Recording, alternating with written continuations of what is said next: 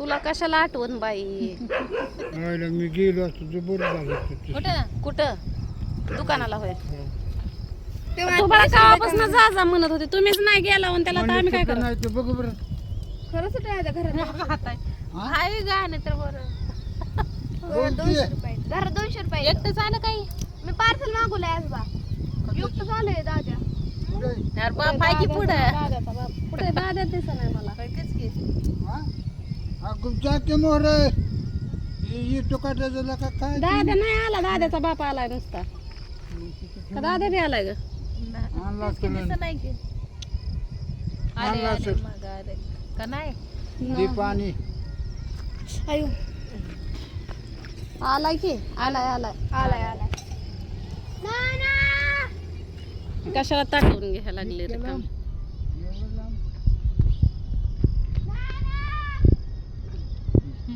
काही हाय की महाग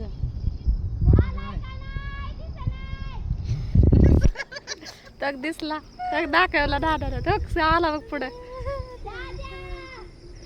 दाद्याला बी करमत नाही, कावी कावी करतो नुसता. काय झालं का? दाखवते परत सगळं असं. आणि स्वातीला सांगते बर का, स्वाते हिला इंग्लिश वाचा येत नाही, ती येते माझ्याकडे. तिला वाचून दाखवली की त्याच्या व्हिडिओ बनवते. आतापासून मी तिला काय केलं माहितीये का, तिला वाचून दाखवणार नाही, तिला वाचून दाखवणार नाही. आणि दुसरी गोष्ट स्वातीला कोणी कमेंटच करू नका. नाही कमेंट आली बी तिला करमत नाही. म्हणजे एखाद्याला काय करायचं माहितीये का, कसं म्हणते बघितलं का? लय बऱ्याच झाडं होती. अगं ती एकच कमेंट्स, ते तुलाच नाही तर ती बऱ्याच जणांना आणि मला सुद्धा कमेंट्स तुम्हाला करते. पण असते की. मग आता आपण सोडून द्यायचं. एखादं जर जनावर काय खात असलं तर त्याला करायचंच नाही. त्याला कोंडून जरी ठेवलं तर तिथं खायला जर जात असलं तर त्यालाच हे करायचं, इग्नोर करायचं. कशाला त्याला शहाणपणा शिकवायचा, तू पाची पकवान खा म्हणून? बरोबर आहे का नाही? बस ना खाली, लयच गोड वाटतंय काय?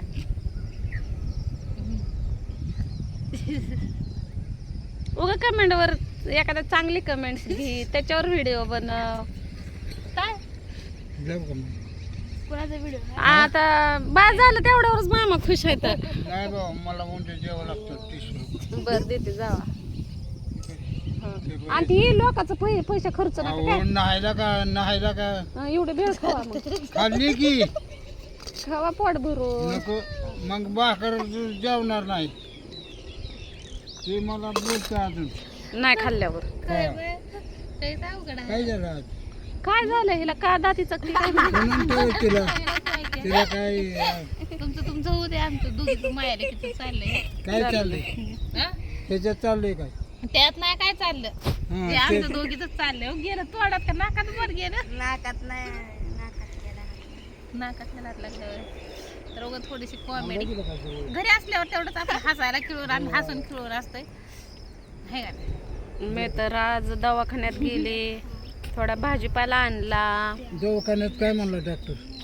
डॉक्टर म्हणतोय मॅडम तुमचा बीपी कशाने होतोय जास्त, हं. ते कमी. काय करता, टेन्शन घेऊ नका. आम्ही म्हणते कशाचं टेन्शन काय नाही, दिवसभर म्हणलं झोपूनच असते या. हा कशाचं टेन्शन आणि फेन्शन काय घेत नाही म्हणलं मी. तर म्हणतो या मग बीपी एवढा कसा कमी होतोय? कमी होते का वाटतंय? कमी होतोय कमी. होय हा बसून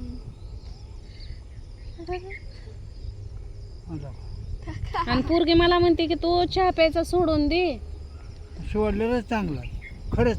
आणि ती सवय लागलेली इडभट्टीवरली. नाही काय ते सवयीला मोडून टाकायचं. आता तुम्हाला जर म्हणलं मामा मटणच नाही खायचं आता तुम्ही महिनाभर, तर तुम्ही ऐकचाल का? रोज खाय की मटण चहावरचं रोज मटण खा, पण चहा खायचा नाही. मग काय ते हा बघ दाद्या, आणि दाद्याची शाळेची कापडन बेल्टन फेल्टन साहेब असल्याने दिसायला लागला बघ आमचा दाद्या. कलरला कलर कपडे झाले. कलरला कलर नाही झाला, एक नंबर ब्युटीफुल दिसायला लागला दाद्या. दप्तर आणि हा अभ्यास इथं का गावात नुसतं झोपायला तेवढं कसं काय अभ्यास ते करू राहिलं? नका. होय मग? इतकं बसेल कसं काय? जी प्राथमिक शाळा बाळवणे काढून ठेव नवीन कपडे, शाळेत आलं की नवीन कपडे काढून ठेवायचे म्हणजे कपडे खराब होत नाही. आयडेंटिफाय करा घरी आता ह्याला आयडेंटिटी तिकड करायची. लायची कोपणारा बघू रक्षाबंधनला सण्याला घेऊन यावं म्हणते या. पण काय नाही उपयोग.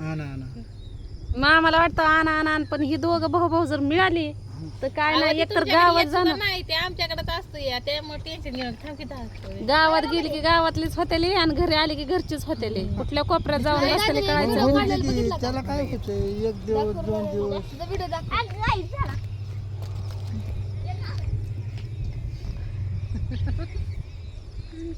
दादा पतंग कुठे आहे? हा पतंग गेली तिकडे सांडव्यात. गेली का सांडव्यात? 2 झालं, 2 कालच्या धरणं.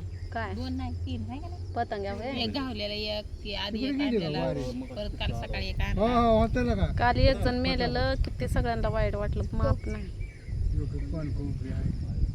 लोक म्हणायला ही लागले. सकाळी म्हणत होती की जातो नाही, म्हणलं राहून दे आता कवा गाडी. आमच्या बापाचा पण चुलता वारला जणू कालच. हम्म.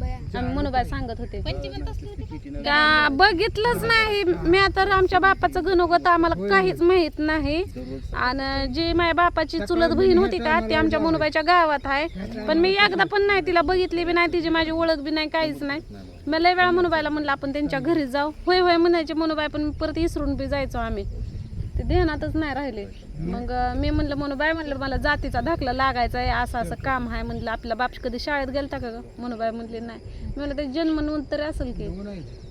जातीचा दाखला काढायला वाटतं ते 50 वर्षापूर्वीचा पुरावा पाहिजे. मग आता आमचा बाप ज्या टायमाला वारला तेव्हाच 50 वर्षाचा होता, मग त्याच्या अगोदरचा मग ते असा दाखला पाहिजे होता. मग मग आता म्हणलं आपल्या बापाचं तर गणोगत आपल्याला काय माहीत नाही, काहीच नाही. मग मनुबाईनं मला सांगितलं होतं.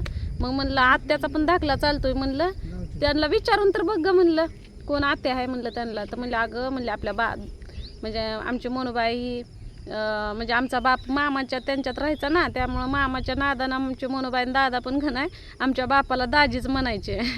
लहानपणापासून त्यांना सवयच होती.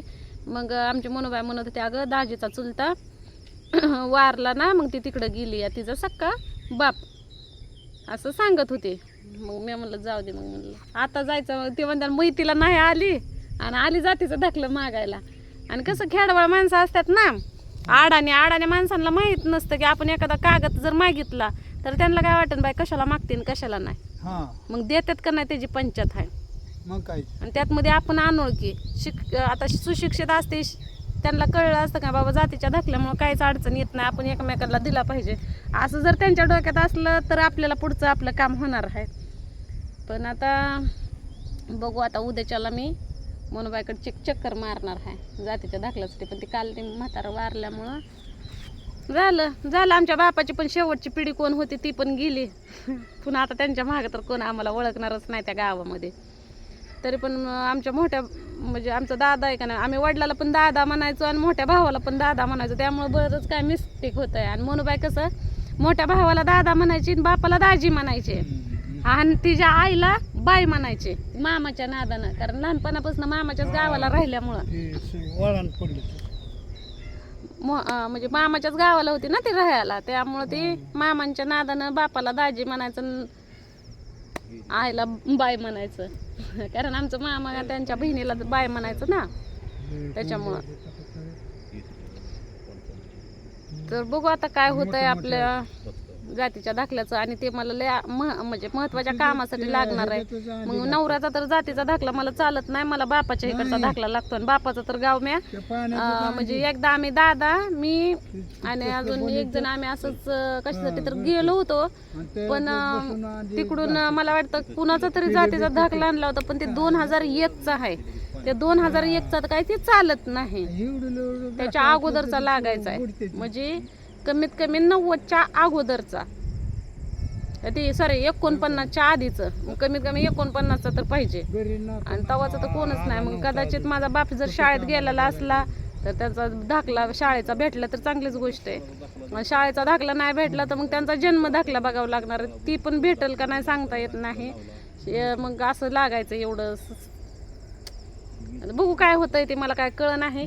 तरी पण बघू आता माझ्या जातीचा दाखला काढायचा, पण ते काढावं तर लागणारच आहे, कारण ती माझ्या एका महत्वाच्या कामासाठी मला लागणार आहे. तर भेटू आपण आता पुढल्या व्हिडिओमध्ये, आहे का नाही.